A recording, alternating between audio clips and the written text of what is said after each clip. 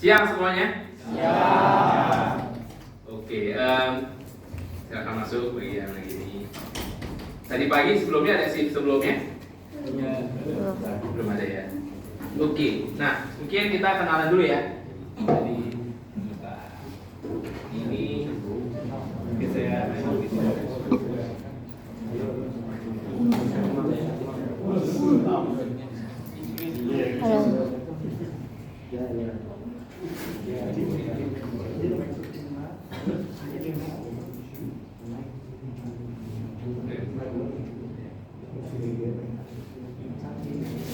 Oke.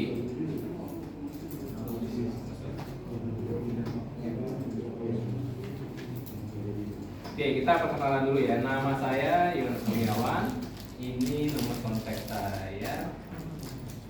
Supaya kita bisa keep in touch nanti kalau memang ada hal-hal yang ingin didiskusikan. Oke. Ya, nama saya Yohanes Kurniawan. Saya di tadi pagi baru datang ya dari Jakarta. Dari kalau home base saya di sehari-hari di BINUS di areanya di Information System sebenarnya, gitu ya.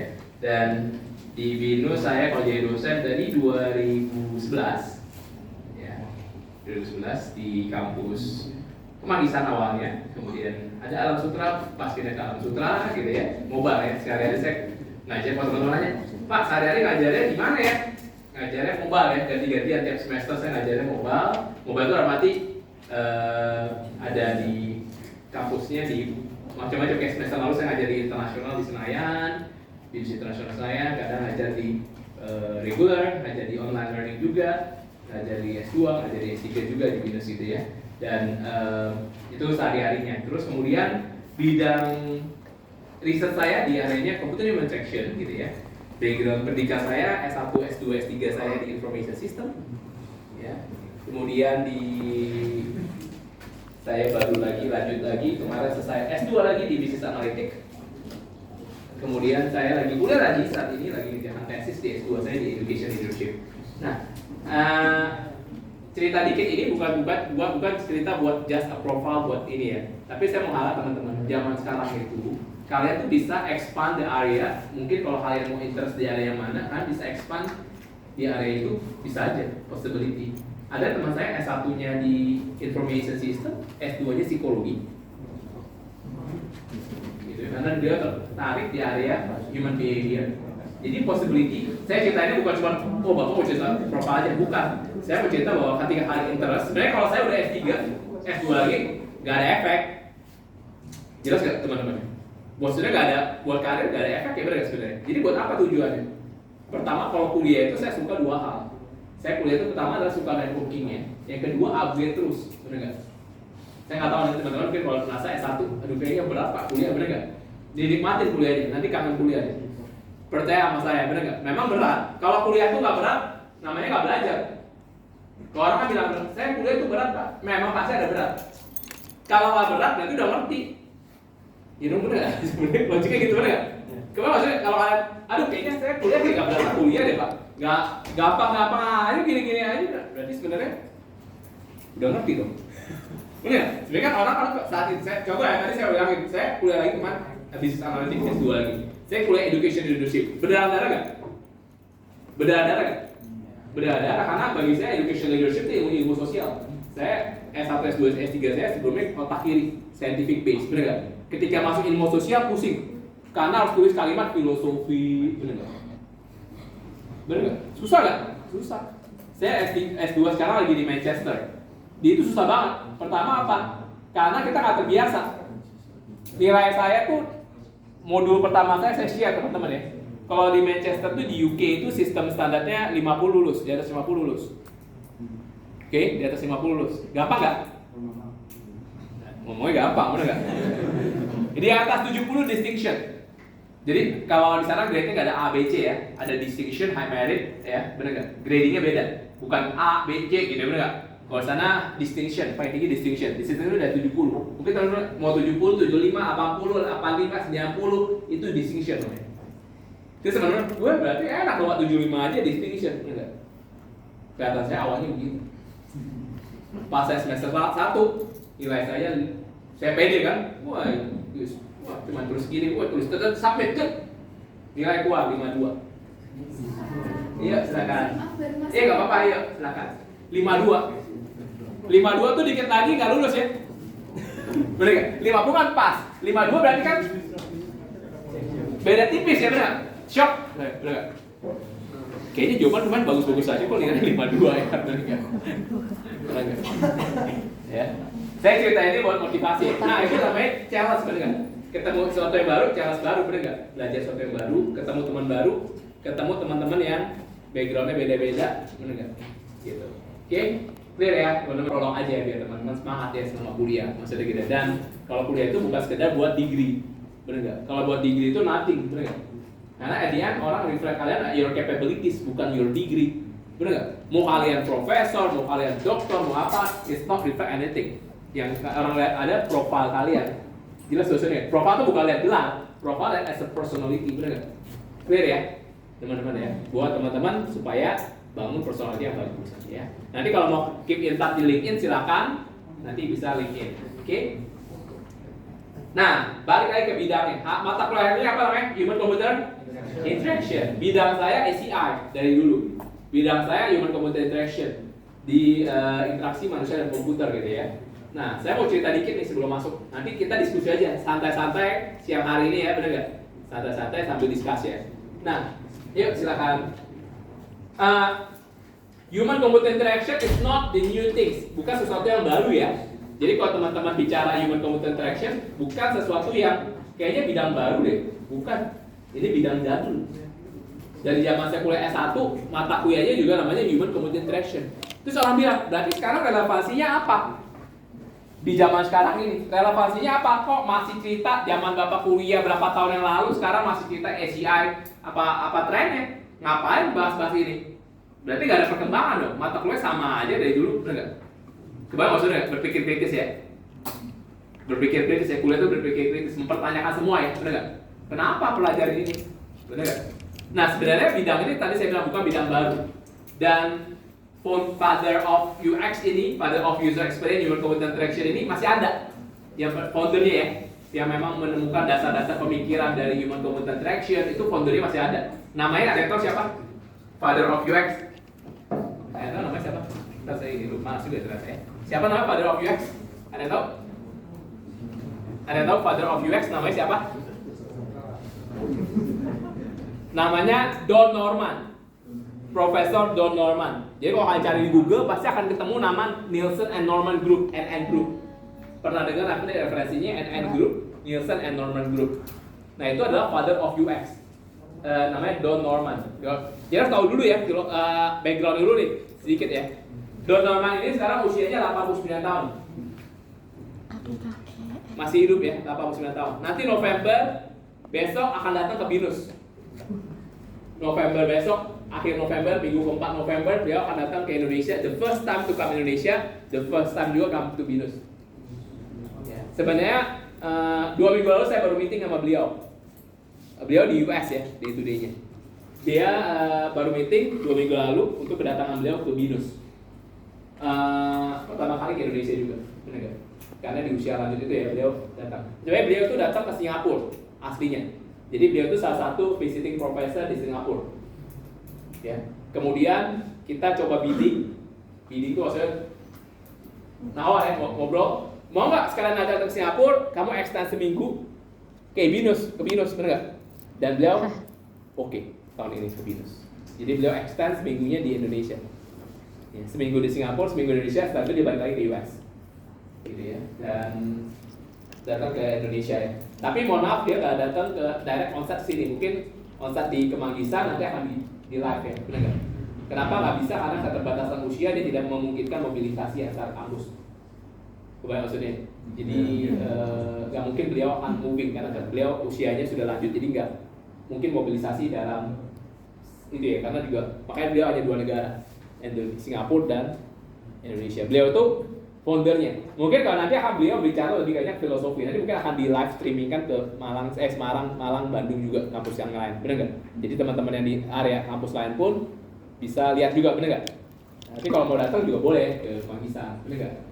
Beliau akan stay seminggu di Jakarta gitu ya. Ya. Nah, ini cerita prolog dikit ya, biar teman-teman paham John Norman. Nah kemudian berarti ilmunya udah lama dong, udah lama. Jadi sebenarnya istilah computer human interaction ini udah lama, kemudian beralihnya karena di tahun 2014 muncullah teknologi baru namanya suara berarti atas ya. 2014 itu muncullah teknologi baru namanya user experience, teman-teman. 2010 lah di Singapura, di negara-negara maju udah muncul tuh. Cuma di Indonesia muncul 2014 karena perkembangan dari startup company di Indonesia. Itu sejarahnya sebelum kita masuk materi ini ya. Terus orang bilang, kenapa sih berkembang di Indonesia startup at that time? Mungkin Gojek, Grab, Tokopedia itu berkembang di waktu itu. Dan mereka mulai fokus ke user experience. Kenapa? Karena di zaman saat dulu saya kuliah, interaksi manusia dan komputer itu sebagai not the main priority. Kenapa nggak sebagai main priority? Tahu nggak? Karena pengguna sistem pada masa itu apa? Siapa? Pengguna sistem di masa itu sebelum ada startup, pengguna sistem siapa? Pengguna aplikasi siapa? Siapa? Kita. Hah? Kita user. Usernya siapa at that time? Sebelum ada Tokopedia, sebelum ada pengguna sistem siapa? Siapa? Perusahaan, betul. Karyawan.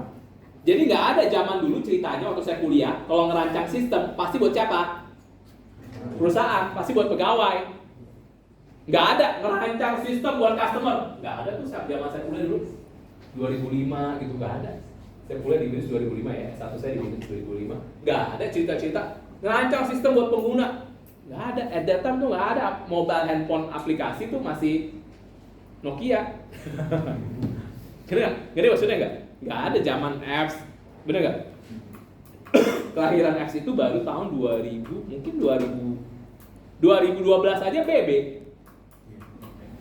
yang booming, belum ada WA, jelas nggak? 2012 itu BB, BlackBerry Messenger. Jadi kalau orang mau message gratis harus punya BB, BlackBerry. Kalau mau message gratis ya, kalau nggak pakai SMS bayar 350 perak, bener nggak? Saya mau cerita, saya nggak mau bahas itu lagi. Tapi zaman itu, ketika orang bikin aplikasi, itu fokusnya ke zaman saya kuliah nih. Mirip ya flashback kayak saya kuliah zaman dulu. Dosen saya storytellingnya gini, yuk bikin aplikasi user friendly, bener nggak? At the end kalau bikin aplikasi nggak user friendly, problem nggak? Problem nggak? Kalau bikin aplikasi nggak user friendly nih, kalian bikin, problem nggak at that time? Problem nggak? User friendly. Problem. Enggak pada masanya. Kenapa nggak problem? Karena yang gunain aplikasi tadi siapa? Karyawan itu, maaf ya, kasir Indomaret, saya langsung aja. Kasir Indomaret, kasir Alfamart, pakai aplikasi point of sales, bener nggak? Kasir. Kalau aplikasinya nggak user friendly, kira-kira bermasalah nggak? Ada nggak kasir Indomaret komplain gini? Pak, misi Pak, ini aplikasi nggak user friendly. Bosnya ngomong apa? Siapa lu, bener nggak? Sorry ya, saya pakai bahasa sehari-hari, bener nggak? Siapa lu, bener nggak? Keluar aja di sini, bener nggak? Ya, sudah nggak? Clear nggak? Karena konsepnya zaman itu 3SA. 3SA tau? 3SA. Dipaksa, biasa, jadi bisa. Saya selalu bilang konsep zaman dulu UX itu orang peduli. Kenapa? Karena 3SA. Karena orang zaman dulu pakai sistem jelek, dipaksa, pasti lama-lama jadi biasa, lama-lama jadi bisa. Benar nggak? Itu kasih Indomaret, maaf ya, coba lihat intip-intip layar di belakang. Tampilannya gitu-gitu juga, jelek-jelek juga. Ada yang protes? Nggak ada. Lama-lama ngerti nggak? Ngerti, coba ya kalian ke supermarket besar. Layarnya yang aplikasinya begitu, dia bisa cepat ya, bener nggak? Ketik-ketik di keyboardnya cepat, bener nggak? Klik-kliknya cepat, bener nggak? Kenapa? Udah hafal. Coba aja ke bank BCA, lihat layarnya. Ke bank nih, nggak harus ke BCA, ke bank-bank lain. Lihat aja si tellernya, si teller, si CS. Kalau iseng-iseng penasaran layarnya, lihat aja layarnya, aplikasi yang kayak jadul kayak apa. Nggak user friendly, ngerti mereka? Orang tiap hari pakai, Aplikasi nggak friendly lama-lama jadi friendly. Uyangin. Nggak user friendly kan, jadi friendly. Orang dipakai tiap hari. Tiap hari ketemu teman, tadinya nggak friendly, lama-lama jadi friendly. Ya sama, aplikasi juga sama. Ada lama-lama susah, lama-lama gampang kan? Makanya orang selalu bilang, kalau Binus Maya Pak, saya mau evaluasi Binus Maya, seberapa orang acceptance terhadap Binus Maya. Saya bilang ngaco. Binus Maya itu aplikasi yang orang nggak bisa reject. Mana ada kalian student? Saya nggak mau dosen, saya dosen nih, nggak mau pakai Binus Maya jelek. Bisa emang. Makanya orang selalu bilang, makanya kadang-kadang orang mensurvei sesuatu, melakukan research, nggak sesuai sama pakem aplikasinya. Aplikasi yang memungkinkan orang freedom baru boleh disurvei. Kalau acceptance ya, benar nggak? Acceptance ya, benar nggak? Penerimaan. Tapi kalau aplikasi yang dipaksa orang pakai, nggak boleh disurvei acceptance-nya. Acceptance itu penerimaannya, benar nggak? Saya mau survei Pak acceptance dari Binus Maya, ngaco. Nggak ada orang nggak accept Binus Maya, benar nggak? Jelas sudah nggak? Orang untuk konsepnya aplikasi 3 dipaksa biasa jadi bisa. Memang bukan salah ya, memang aplikasi dirancang buat itu. Kecuali aplikasi startup, Tokopedia, Gojek, itu bukan 3 You are as a customer, you as a king. User as a customer. Nah, user as a customer itu muncul pas startup. Makanya di 2013, 14, UX itu populer posisinya. Human computer interaction naik down. Jelas gak? Kenapa naik down? Karena aplikasi itu orang selalu bilang, gimana sih bikin aplikasi supaya orang betah? Bener gak? Gak ninggalin aplikasi kita. Mulailah bikin aplikasi yang user experience-nya bagus, bener gak? Jelas gak? Kebayang gak maksudnya teman-teman? Jadi aplikasi user experience bagus apa sih? Aplikasi yang bisa membuat orang mau menggunakan terus, bener gak? Nah, kenapa? Karena konsep 3S nggak berlaku untuk user as a customer. Kalau user sebagai user as a customer, bener nggak?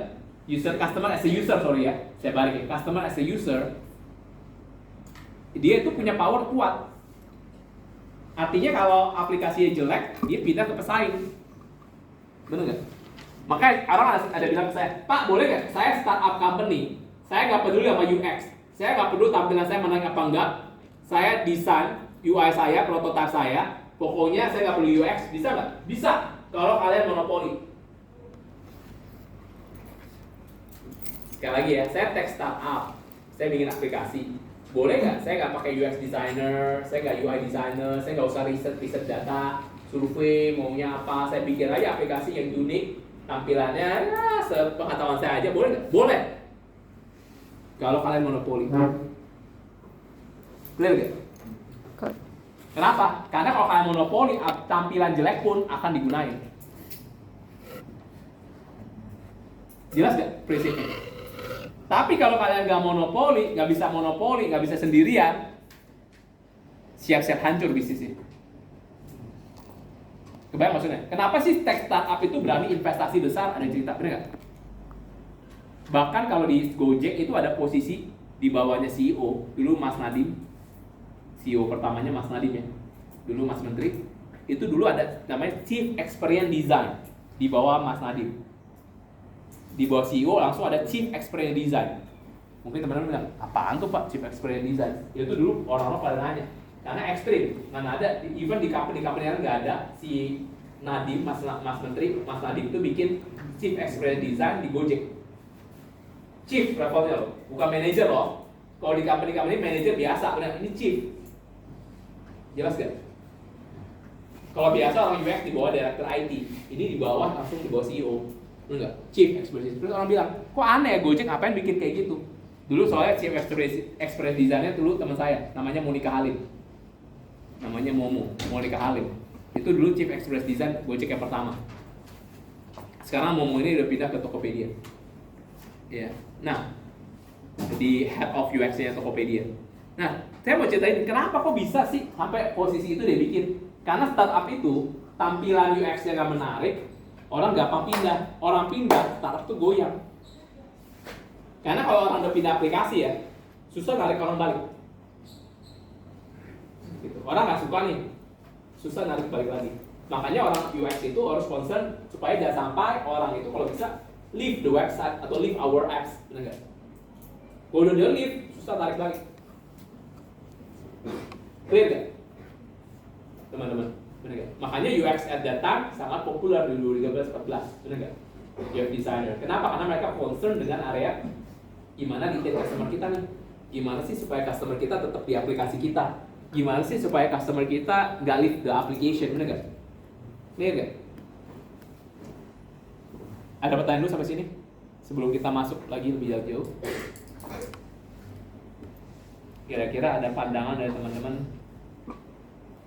Dari pengantar dulu ya, ini baru pengantar ya, belum masuk data analisisnya nih, baru masuk materi hari ini, benar nggak? Saya mau highlight kembali pengantar supaya teman-teman aware bahwa UX itu asalnya dari situ tuh. Makanya human computer interaction tuh menjadi pay attention lebih. Ada pertanyaan dulu dari teman-teman? Kira-kira kalau aplikasi gak user friendly, gampang ada dengan orang? Gampang nggak? Gampang, bener nggak? Nah, UX itu adalah kayak gini. UX itu one package service. UX itu adalah namanya one package service. Gini, nggak ada tuh orang gini. Kalau teman-teman kan belajar prototype, bikin prototype UI, pernah pakai aplikasi apa? Figma. Terus apa lagi? Belum, Figma aja ya? Iya. Nah, sebenarnya banyak toolsnya. Ada Figma, ada lagi ada Figma. Figma ini juga lumayan banyak dipakai. Satu lagi kalau teman-teman mau pakai namanya Axure. Ya. Axure. Kalau ada lagi Balsamiq. Cuman yang paling banyak dipakai ya Balsamiq. Terus ada lagi Marvel. Ya. Jadi ini beberapa software yang banyak dipakai. Tapi saya biasanya kalau saya pribadi kalau ngerjain prototype saya pakai Axure. Biasanya. Kalau saya UX consultant juga di BCA. Kalau di BCA kita pakai ini. Kalau di BCA. Tapi kalau saya pribadi kalau analis project saya pakainya Axure. Ya. Axure karena memang udah terbiasa dari 2008 saya pakai Axure. Ya. Axure itu bisa kan akses gratis, nanti pakai education license aja kalau mau nyobain. Axure itu lebih mendekati aslinya. Nanti di generate jadi HTML. Kalau Axure itu. Axure bikin generate jadi HTML. Jadi dia lebih similarity sama aslinya 90%. Kalau orang nggak tahu, kalau saya demo ke user, dia akan bilang gini, gila Pak, baru minggu lalu udah jadi aplikasinya. Bener nggak? Sorry ya, saya gunakan bahasa sehari-hari, bener nggak? Gila udah jadi Pak, baru minggu lalu meeting, bener nggak? Udah dia nggak tahu tuh kayak Axure, bener nggak? Tapi itu HTML-nya susah dimodifikasi ya. Jadi HTML-nya nggak bisa di-generate HTML-nya, di-generate bisa, cuman nggak bisa, susah untuk dimodifikasi kalau dimasukin syntax code-nya. Karena HTML-nya pas di-generate itu nggak friendly, sintak-sintaknya nggak friendly, repeat, bener nggak? Coba maksudnya nggak? Jadi kalau nyisipin coding susah bacanya, bener nggak? Di HTML-nya, ngerti maksudnya nggak? Kayak bootstrapping ya Pak? Iya kayak bootstrapping, susah disipin codingnya, malah saya pusing, bener nggak? Mendingan nggak usah, itu HTML just HTML aja, nggak usah diambil.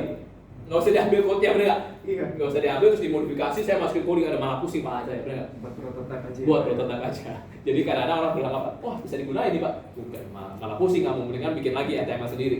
Dibanding pakai itu HTML hasilnya si Axure, bener nggak? Karena malah tambah lama kerjanya bacain HTML. Jelas nggak sih ya? Nah itu, ya mirip kayak bootstrap gitu ya, bener nggak? Gitu ya. Nah, terus ini yang paling gunain. Kalau mau daftar silahkan, mau nyobain. Kalau belum pernah nyobain silahkan ya. Masih kuliah supaya nyobain yang baru. Jangan cuma belajar kayak ini, bener nggak? Figma, karena di kampus pakai Figma aja yang dibuka, bener nggak? Belajar yang lain, bener nggak? Ya supaya teman-teman dapat knowledge-nya banyak. Kalau ditanya orang gini, pernah nyobain ini nggak? Nggak pernah nyobain ini nggak? Ya ampun, bener nggak? Portfolio itu penting ya. Sekali, portfolio itu penting. Buat siapa? Buat kalian, bukan buat saya. Buat kalian juga. Kalau kalian nggak branding, nggak ada value added, nanti kedepannya susah. Jelas nggak sih? Ini beneran saya ngomong. Saya pun terus lakukan itu. Saya ngomong gini ke teman-teman, saya ngomong buat diri saya sendiri loh. Bener nggak? Sampai sekarang maka tadi saya bilang saya update terus, saya kuliah lagi, bener nggak? Sebenarnya apa? Buat tambah portfolio saya, bener nggak? Ya buat apa lagi? Buat nanti kalau nambah kompetensi, kalau orang manggil saya bisa, bener nggak? saya punya skill ini, kalau enggak skillnya hilang dong. Lama-lama kamu kan kalau udah berada di comfort zone, susah loh. Bener nggak? Itu kamu comfort nih 5 tahun, 6 tahun, kamu nggak ada kompetensi, bye-bye hidup kamu. Ini saya ngomong ekstrim, biar teman-teman semangat. Bener nggak? Bye-bye itu gini ya, nggak ada value added. Kalau ada value added, kamu kan bingung. Kalau kamu ada value added, saya bilang gini ya, kamu nih nggak ada value added, ini bermotivasi aja jual materi ya. Kamu ke negara manapun, gampang. Ini bukan saya jualan apa ya, kamu ke negara manapun gampang, nggak usah takut. Pindah ke negara mana? Punya kompetensi, nggak usah takut. Bener. Sorry ya, bukan jadi ini ya, maaf ya kan anak suka ini ya. Pindah, Pak saya nanti di sana jadi tukang cuci piring. Nah itu jangan lain hal, bener nggak? Cuma siapa aja bisa, bener nggak? Jelas sesuai kompetensi, bener nggak? Bener nggak? Pindah ke sana jadi knowledge worker. Bukan jadi yang itu ya benar. Kalau jadi saya di sana gaji gede kok Pak, jadi tukang cuci piring. Itu masih susah tuh kemarin di Australia saya marahin. Bener nggak? Di Australia Pak gede kok penghasilan saya di Australia. Saya kerja di KFC, McDonald. Mau sampai kapan kamu? Bener nggak? Jelas sesuai. Bagus, gak apa-apa uang kamu gede. Cuman kan mau sampai kapan? Itu nggak nambah portfolio.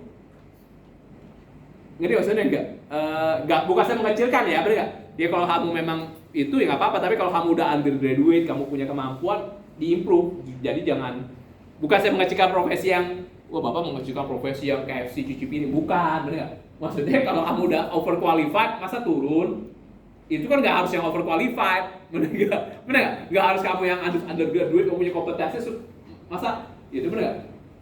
Kebayang maksudnya nggak? Bukan berarti nggak boleh, cuma kan aneh, bener nggak? Masa kan harusnya kalau kamu knowledge worker kamu bisa luar biasa ningkatin upgrade-nya, karena kalau udah di situ nggak bisa naik lagi loh. Ini saya terus terang fakta ya, bener nggak? Kalau kamu harus naikin, bener nggak? Escalate. Kalau kemana aja bisa, berarti kompetensinya bagus ya, bener nggak? Bisa nggak? Bisa ya, harus percaya diri. Kakak saya di Singapura ya, 2006 kakak saya berangkat di Singapura. Kakak saya alumni BINUS S1, dia bertekad memang dia mau kerja di Singapura. 2006 dia berangkat programmer di Singapura, bener nggak? Sampai sekarang, married di Singapura, punya anak dua-duanya di Singapura, bener nggak? 2006 berangkat, 2010 married, 2011 ponakan saya lahir yang pertama. Benar. 2016 ponakan kedua saya lahir. Gitu. Kebayang maksudnya, jadi dia sekarang udah stay di Singapura. Anaknya semua lahir di sana. Tapi ponakan saya semua bisa bahasa Indonesia ya. Karena di rumahnya harus full pakai bahasa Indonesia. Ini cerita sedikit biar motivasi teman-teman, benar nggak? Full, cuma nggak bisa baca ponakan saya, bedanya itu aja. Tapi bahasa Indonesia fluent sama kayak saya kayak gini. Bahasa Indonesia fluent, nggak ada aksen. Karena dari kecil harus wajib papa mamanya ngajarin harus pakai bahasa Indonesia kalau di rumah. Di lingkungan nggak bisa, karena lingkungan udah pasti Singaporeans, bener nggak? Kalau di rumah harus pakai bahasa Indonesia. Jadi ngomongnya nggak ada logat sama sekali. Bahasa Indonesia nggak ada logat kayak mungkin kalau kamu nggak tahu dia lahir dan nggak pernah tinggal di Indonesia, bener ponakan saya. Cuman nggak ada logat, cuman nggak bisa baca aja. Nggak bisa baca karena kan nggak bacanya beda ya, tulisan huruf kan. Main neneknya, soalnya main waktu latihan sama neneknya. Ini cerita dikit ya, bener nggak? Waktu mereka lagi tes, kalau liburan di Indonesia, dia tak boleh pasti liburan ke Indonesia. Liburan di Indonesia, belajar ikut kursus-kursus gitu ya, bener nggak? Nah kursus-kursus disuruh itu apa? Guru gambar ya kan, kursus gambar gitu ya, buat ngisi liburan ya di Indonesia, bener nggak? Kursus gambar, dia lucu ya cerita bahwa Ma, ini lucu ya, guruku lucu. Kenapa gurunya lucu? Ngomong sama omanya, ngomong sama mama saya. Ini lucu gurunya. Kenapa lucu? Masa suruh bawa kucing terbang? Tahu nggak kucing terbang apa? Cat air. Tapi ini cerita beneran. Saya bilang, gila luar biasa. Karena dia nggak bisa baca, itu baca cat air. Kan cat air. Kan kalau dia nggak bisa baca, kan saya bilang dia nggak bisa baca. Nggak bisa baca Indonesia maksudnya ya, bener nggak? Jadi baca CAT dibacanya cat kan?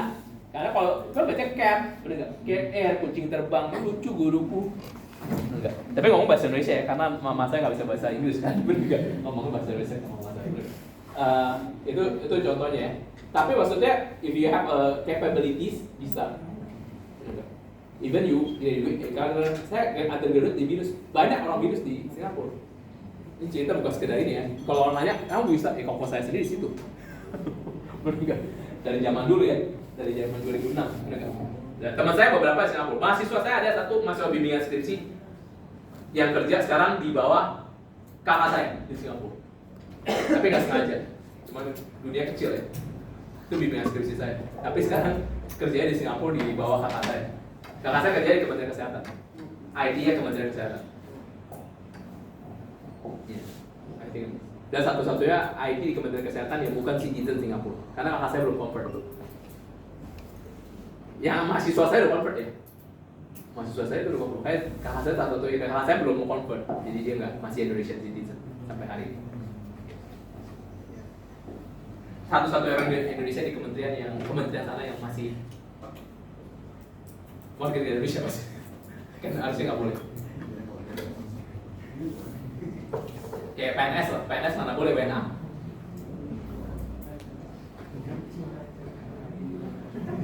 Oke. Nah ini out of topic lagi tadi ya, buat teman-teman ya. Nah,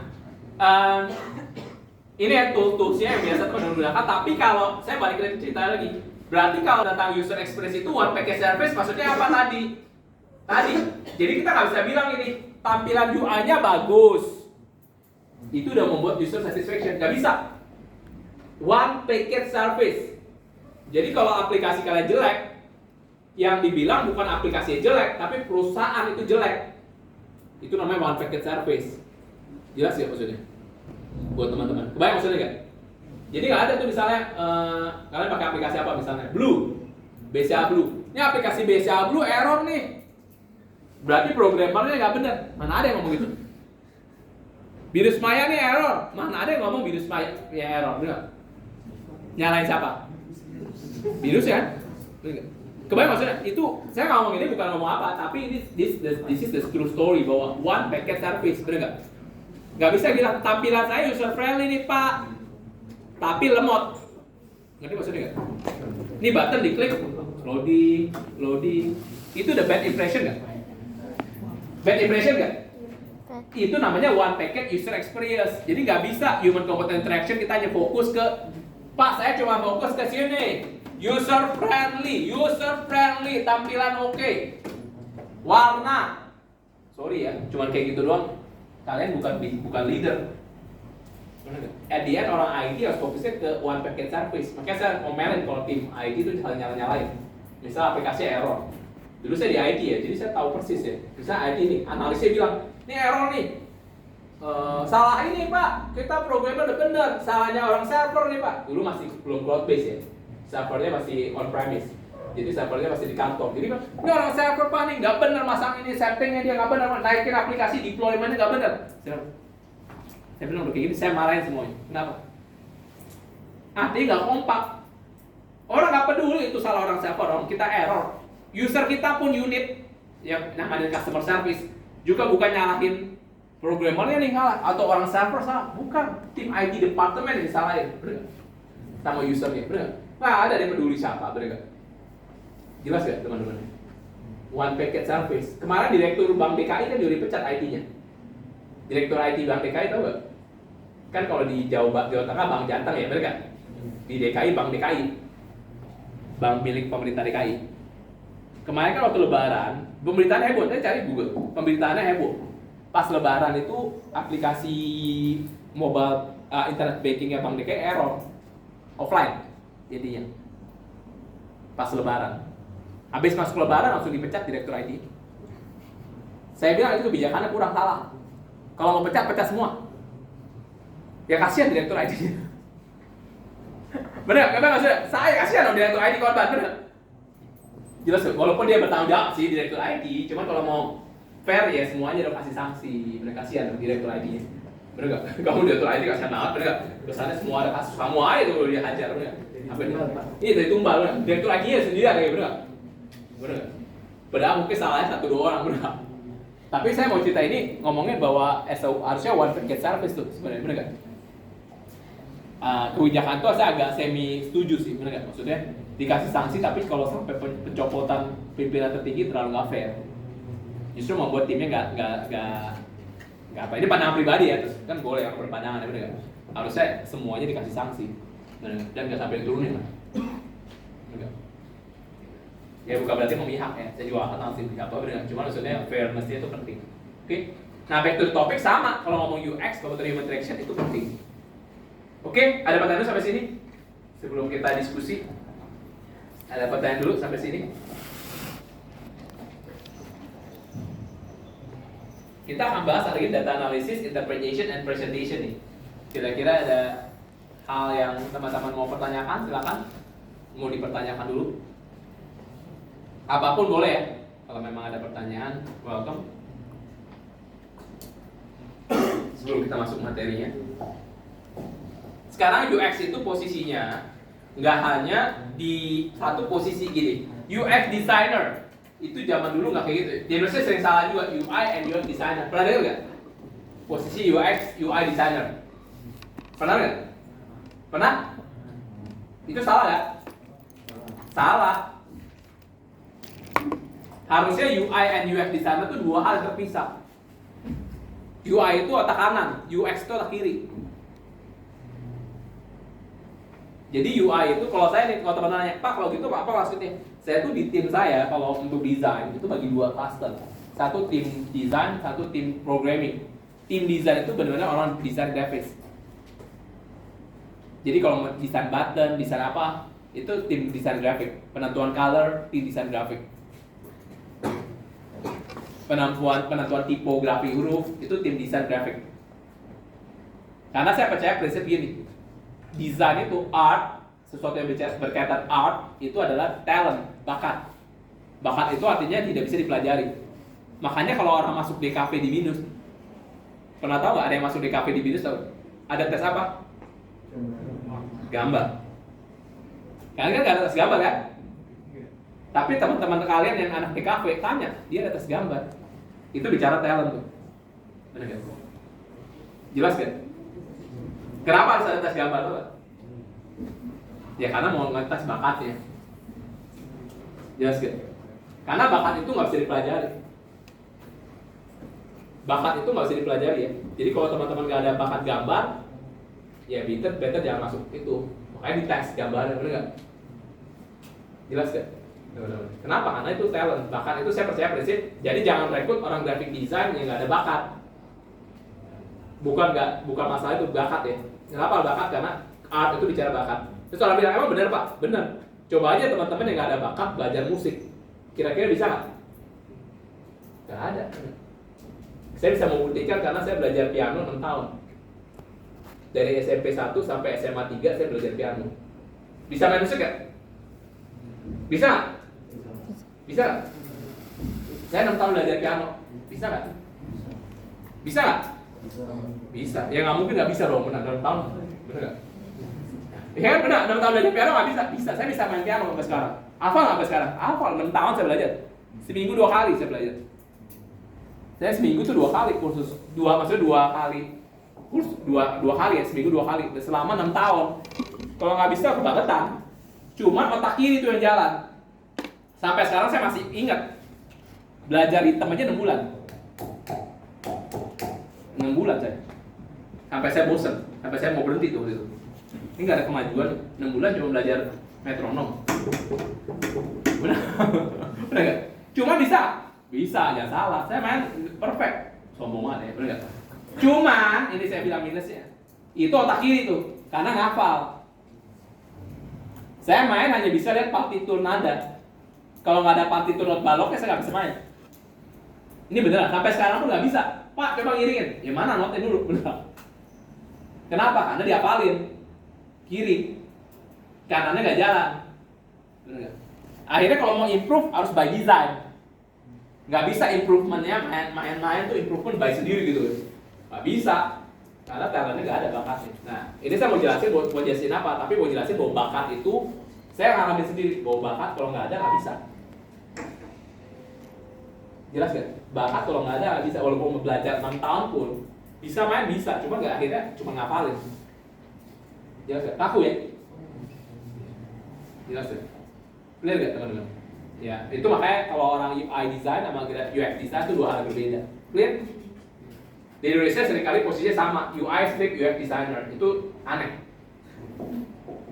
Oke. Yang kedua, sekarang di beberapa startup itu muncul posisi baru, namanya UX writer. UX writer. UX writer apa sih? Bahkan dia sampai spesifik, fokus kepada apa? Writing, benar nggak?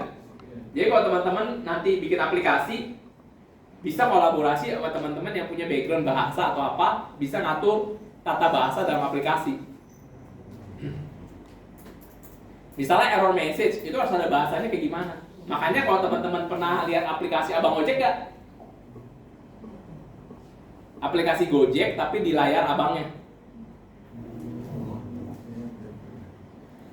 Kalau pernah lihat, itu tampilan bahasanya tuh beberapa di custom. Bang, dapat order bang. Rancangan bahasanya itu pakai UX Writer. Ini saya cerita beneran karena saya kebetulan punya partnership dengan Gojek beberapa kali project. Bener. Kita ngancang UX Writing-nya benar-benar. Itu ada posisi yang kalau di Gojek benar-benar posisi UX Writer. Posisi ya, karyawan kalau ditanya posisi apa? UX Writer. Itu posisi kalau di Gojek. Itu benar-benar kerjanya adalah fokus kepada wording kalimat di aplikasi Gojek semuanya. Mau error message, button, semuanya. Kenapa? Dia harus make sure bahwa usernya paham dengan bahasa itu. Ini bukan bicara KBBI ya. Harus bahasa sesuai KBBI, bukan. Ini bukan buku besar bahasa, bukan buku kamus bahasa Indonesia, benar? Ini adalah bahasa yang sesuai dengan style UX kita, user kita, sorry. Benar nggak? Jelas nggak? Clear nggak? Kira-kira gampang nggak kerjaannya? Pertama, kalian harus rekrut UX Writer kalau aplikasi kalian benar-benar besar banget. Terus benar-benar nanti akan ada pengembangan terus-terusan. Kalau nggak worth it gaji pegawainya, benar nggak? Clear nggak? Tapi bahasa itu benar-benar disurvei. Itu UX Writer bukan cuma ahli bahasa, dia survei. Kira-kira bahasa sehari-harinya, slangnya seperti apa, benar nggak? Jelas nggak? Kalau dulu saya pernah hire untuk saya bikin aplikasi untuk international school di Jakarta. Tadi saya cerita di kelas sebelumnya. International school di Jakarta, saya kerjakan salah satu top international school lah di Jakarta. Yang uang sekolahnya di atas 30 juta per bulan. Ya. Yang populasinya dijaga 20% Indonesia, 80% foreigner. Pakai perbandingan. Jadi kalau persentase foreigner dengan nambah, persentase jumlahnya si lokalnya nggak boleh nambah, ya kan? Kan gitu. Ya. Saya mau cerita gini, kenapa dulu saya rekrut UX Writer untuk project ini? Karena itu international school yang punya segmented target pasar, bener nggak? UX Writer-nya apa? Dia benar-benar harus ngatur semua kalimat, dia ngecekin semua kalimat aplikasi dari error message, dari semua labeling. Ini bener nggak sesuai international standard yang benar-benar bahasa ibunya bahasa Inggris. Clear gak? Benar-benar. Tim saya ada beberapa atau saya bisa validasi dalam bahasa Inggrisnya benar apa enggak. Cuma belum tentu itu first language ya, benar, karena bahasa ibu saya bukan bahasa Inggris, benar gak? Beda dong, benar. Akhirnya saya hire khusus itu untuk ngecekin aja 30 juta harganya. Ngecek ya. Kalau nggak ngecek bikin dari awal 150 juta untuk wording. Tapi kalau ngecekin 30 juta semua kalimatnya. Tapi kalau kalian mau ngirit, ngecek gak? Ya enggak lah, bener. Kalau mau ngirit, itu kan buang budget project saya, bener. Kebayang buang budget saya, buang profit, ngomong, kebayang maksudnya. Harusnya itu profit saya dong, bener. Saya buang aja 30 juta, bener. Tapi perlu nggak kita buang 30 juta? Perlu, karena klien kita itu kayak gitu, bener. Karena image bagi saya, image itu penting buat klien ini. Kenapa? Kalau bahasa Inggrisnya ngaco, bahasa Inggrisnya nggak pas. Ngaco tuh nggak pas ya, bukan tipu. Kalau tipu kebangetan. Bener. Bahasa Inggrisnya nggak pas, itu orang bisa pindah sekolah dalam hitungan detik. Ngeliat aplikasi gitu, error message-nya pesannya aneh kalimatnya. Orang tuanya akan bilang gini, nggak usah lah anak gue sekolah di sini. Kayaknya aplikasinya bahasa Inggrisnya ngawur. Jangan-jangan anak gue, gurunya ngajar nggak bener nih. Sorry, saya gunakan bahasa sehari-hari, bener gak? Ngapain? Bener gak? Bahasa di aplikasi yang jelek atau gak bener gak? Jangan-jangan anaknya nanti sekolah diajarin sama guru yang bahasa Inggrisnya gak bener juga. Jelas gak? Jadi penting tuh bahasa. Karena bagi saya tuh project itu penting untuk kalian mempertahankan portfolio ya. Nanti kalau teman-teman punya banyak portfolio, silahkan masukin ke LinkedIn ya. Nanti silahkan keep in touch dengan saya di LinkedIn juga ya. Bener gak? Kenapa penting? Karena nanti at the end itu akan membawa apa ya, custom dunia human computer interaction. Saya belum cerita ya, dunia itu 4L. Tahu nggak 4L? 4L tahu nggak? lu lagi. Bener nggak? Jelas nggak? Jadi orangnya cuma segitu. Kok tahu Pak? Ya karena saya bermain di sini udah belasan tahun. Ketemu orang kalau bidding project ini maksudnya perusahaan nih minta penawaran konsultan A, B, C, D, kita udah kenal semua. Jadi kita bersaing sehat ya, bener nggak? Misalnya ada satu klien kita, contoh tadi saya bilang BCA. Saya di BCA tuh di UX Consultant udah hampir 7 tahun. Tetap tiap tahun. Kemarin baru selesai 2 bulan lalu saya baru selesai sama mereka, sama BCA ya. 2 bulan lalu baru selesai proyeknya. Dan tim ya, nggak saya sendiri ya, di Binus ada beberapa orang juga terlibat. 7 tahun. Tapi sebelum sama kita sama Binus di Binus ya, mereka tuh konsultannya sama siapa? Ada teman saya juga. Bener nggak? Tapi namanya rezeki, kita nggak gini ya. Gila si Yohanes ngambil klien gua, bener nggak? Bener nggak? Kebayang maksudnya nggak? Enggak, kita masa bersaing sehat aja, bener nggak? Ya, dia megang Permata Bank. Ada teman saya namanya Bu Yunis. Bu Yunis itu namanya Yunisari. Dokter Yunisari. Kalau teman-teman cari Google, carinya namanya Yunisari. Itu saat ini homestay-nya di Perth, Australia. Mungkin ada kesempatan kita undang ke Binus Semarang untuk sharing ya. Namanya Yunisari. Dia suami istri. Namanya suami Josh. Beliau suami istri tinggalnya sekarang di Perth, Australia sejak pandemi. Sejak pandemi kurang lebih sekarang hampir 5 tahun ya. Bener nggak? Dia tinggalnya di Australia. Kantornya di Kokas. Kantornya apa? Caranya di Google, namanya UX Indonesia. Itu kantornya di Kokas itu semua karyawannya manajer dari jarak jauh. Jadi nggak pernah datang onsite lagi, tapi semua karyawan, kalau dokumen fisik yang butuh tanda tangan fisik, semua dikirim ke Australia. Tanda tangan, balikin lagi kirim ke Indonesia. Jadi semua dia stay di Perth sejak pandemi. Tapi saya mau cerita gini, itu totally different sekarang merubah semua pola bisnis loh di pandemi itu, bener gak? Dia itu bisa berkantor full di sana, karyawannya stay di ini Kokas, bener gak? Kantornya Kota Kasablanca di Jakarta. Cara manage karyawannya juga jarak jauh. Cuma dia bilang kalau manage karyawan di Indonesia tuh kalau manage karyawan jarak jauh, dia tetap menganut prinsip harus karyawannya onsite. Dan dia pakai konsep 3 kali check-in. Jam 9, jam 1, jam 2, sampai jam 5. 3 check-in apa? Jam 9 semua karyawan harus masuk Zoom. Update 30 menit. Jam 2 update lagi. Selama jam 9 sampai jam 1, sampai jam 2 kerjain apa? Jam 2 lagi update. Terakhir closing sebelum pulang jam 5. 30 menit lagi. Tiap hari.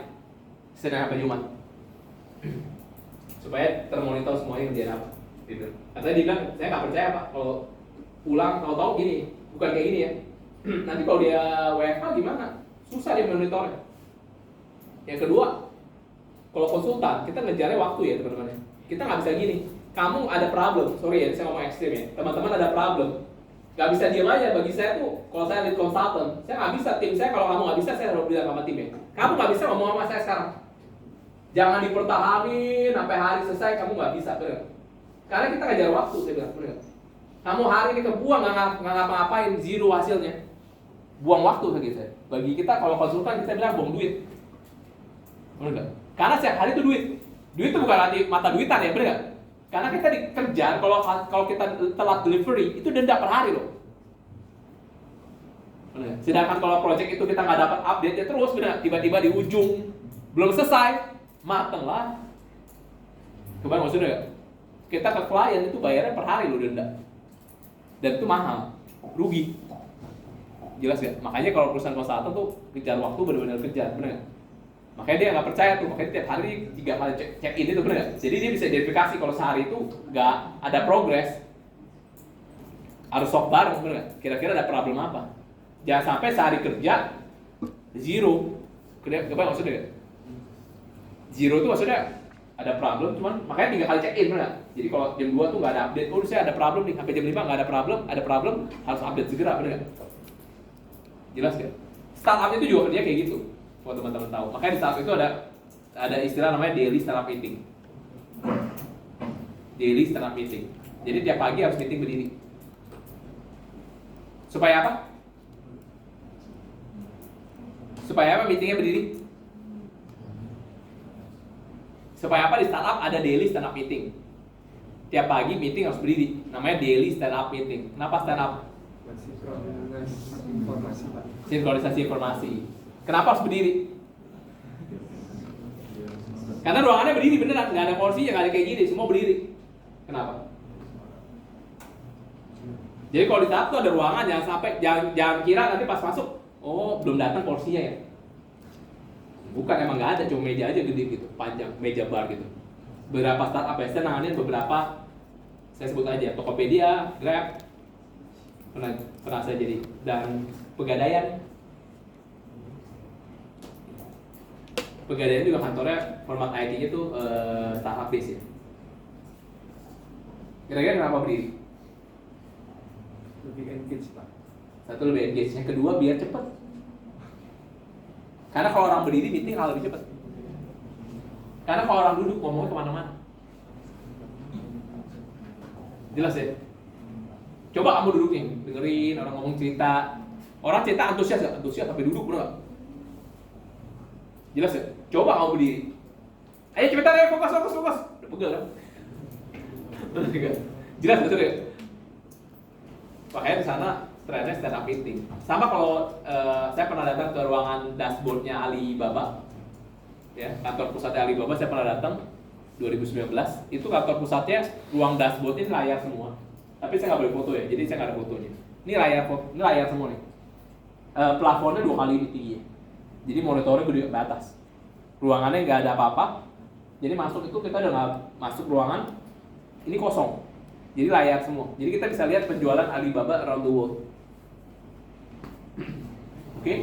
Tapi semua berdiri. Jadi berdiri doang. Bener. Jelas ya? Dan saya waktu itu dapat kesempatan ke kantornya, jadi ngeliat tuh bener-bener semua dashboardnya. Kayak contoh waktu itu datanya di 2019 ya. Misalnya kita bisa lihat tuh di Korea yang paling top 10 produknya apa dari pengiriman dari Alibaba. Di Korea itu kosmetik, top 10-nya kosmetik semua. Top 10 produknya. Jadi for your information, beberapa kosmetik di Korea buatan Cina. Main material. Ya, for your information. Enggak. Itu semuanya ada displaynya karena ini kan delivery-nya semua things ya, bukan delivery eceran. Alibaba jangan kebayang delivery produk yang kecil-kecil ya, bener. Ini produk-produk besar ya. Bener nggak? Dia kan ada B2B, ada B2C. Ya, jangan kebayang Alibaba kalian as a customer yang beli barang di Alipay, di Alibaba gitu, bukan pakai itu, bener nggak? Tapi dia ada B2B juga, ada B2C, ada C2C juga. Bener nggak? Oke, sampai sini ada pertanyaan dulu.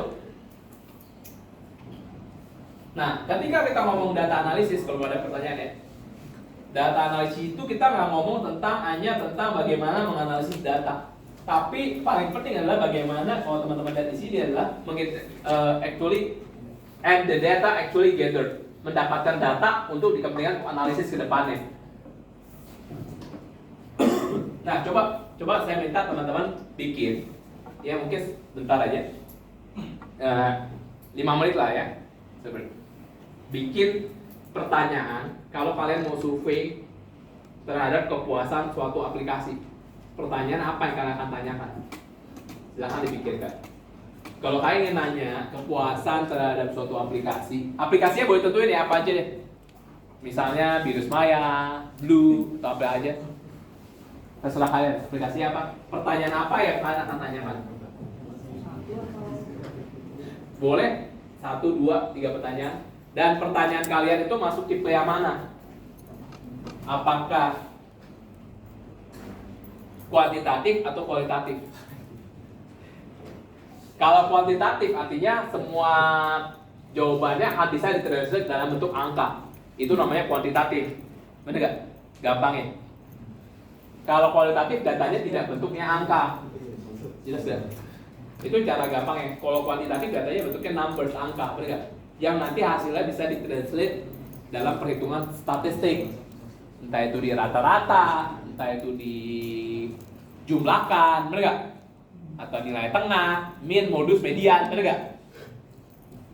Itu kuantitatif tuh. Kalau datanya kualitatif ya bukan angka ya, bener gak? Nah, terserah. Itu juga poin penting ya. Mau nanya kira-kira tentang kepuasan topiknya dari suatu aplikasi. Kira-kira kalian akan tanya datanya tipe apa nih? Silakan. Yes. Untuk pengumpulan datanya itu apakah harus bentuk survei langsung ke customer-nya atau user? Ke usernya. Kalau mau nanya ke user kira-kira bentuknya seperti apa? Kalau untuk data yang bisa dikumpulkan dari misalkan usage data gitu Pak, itu termasuk boleh? Saat ini kalau mau kumpulin data dari data primer. Data primer tuh gini ya. Yang kalian kumpulin ini data primer tuh data yang benar-benar kalian collect dari usernya. Kalau data sekunder, data yang kalian peroleh dari existing data yang kalian punya. Misalnya contoh data sekunder. Data sekunder tuh gini.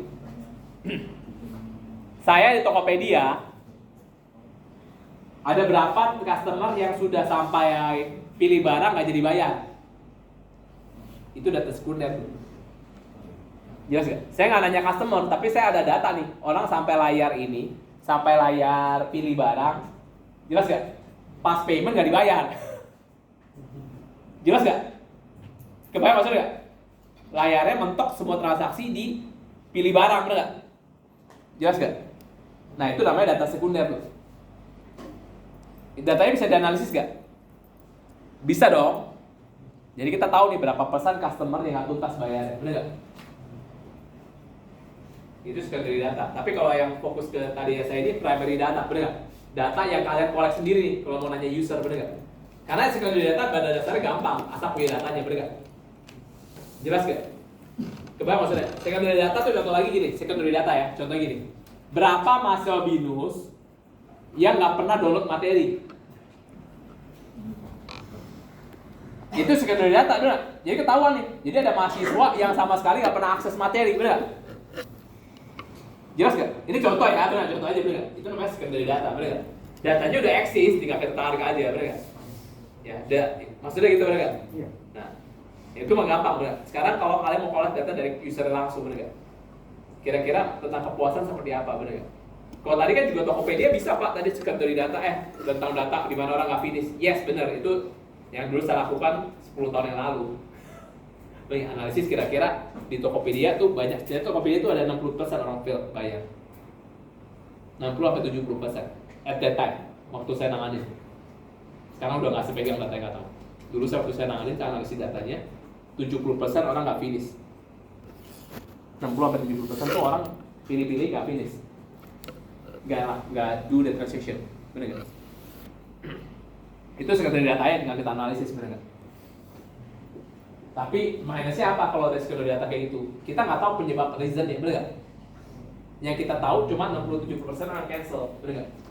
Penyebabnya kita duga-duga sendiri. Duganya apa? Ongkir. Dugaan. Kenapa saya bilang dugaan? Ya kan nggak ada yang tahu gitu. Si orang itu, si 70% itu nggak saya tanya kenapa dia batal. Bener nggak? Jadi dugaan, bener nggak? Ya, karena saya nggak tahu, maksudnya nggak nanya. Misalnya kamu cancel, masa saya nanya kamu kenapa kamu cancel, kenapa? Bener nggak? Ya, orangnya juga bilang suka gua lah. Bener nggak? Sorry, saya udah bahasa saya, suka ya saya dong. Mau cancel, bener nggak? Bener nggak? Kan nggak ada pasar suruh beli, bener nggak? Tapi jadi at the end, hipotesisnya kita bilang mungkin ya karena ongkir. Bener nggak? Tapi kan sekarang aplikasi sekarang jualannya ongkir. Di semua orang belinya online loh, bener nggak? Bener, sekarang belinya online semua sekarang. Itu behavior juga loh. Makanya toko fisik itu goyang semua. Di beberapa negara tuh udah mall udah pada tutup. Di Amerika, di Eropa, berapa mall itu tutup. Ini bukan di Indonesia kita ngomong ya. Di beberapa negara. Kenapa mallnya tutup? Karena orang nggak mau beli offline. Ini beneran faktanya. Hati-hati loh. It's very dangerous for the future. Mungkin kalau teman-teman bilang, karena saya juga termasuk orang yang jarang beli onsite. Jadi kalau saya tuh, misalnya contoh saya penggemar Lego ya. Saya penggemar Lego. Ini saya cerita dikit ya. Saya ke Lego Store di Semarang ada Lego Store ya? Ada ya? Di mall apa? Di mall apa? Paragon. DB Mall ya. Nah kalian bisa ke mall gitu ya. Saya juga ke mall sering. Maksudnya ke mall Lego Store tuh saya muter biasa gitu ya. Bener nggak? Saya jarang beli di Lego Store-nya. Tahu kenapa? Ya anak kalau Lego Store saya coba lihat aja. Oh gini. Kayak kemarin saya ke PIM Pondok Indah di Jakarta, coba lihat aja. Ada Lego yang saya pengen, ayo saya beli gak? Enggak, saya beli di Lego Official Store Shopee. Tapi di store saya cuma muter-muter aja lihat dia. Habis keluar Lego Store, istri saya buka Shopee, lebih murah 20.000.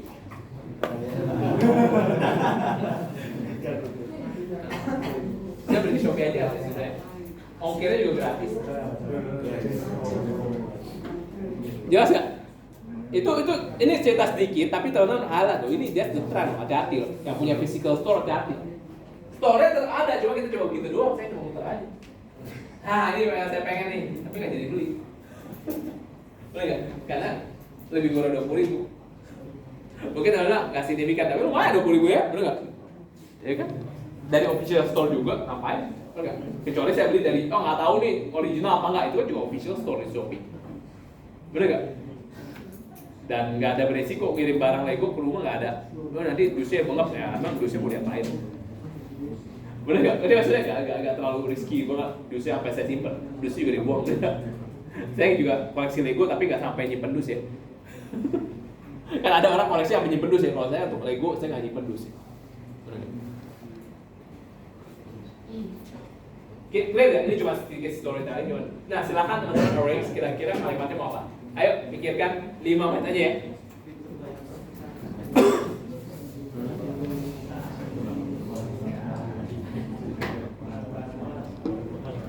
Tentang kepuasan suatu aplikasi ya. Aplikasinya bebas.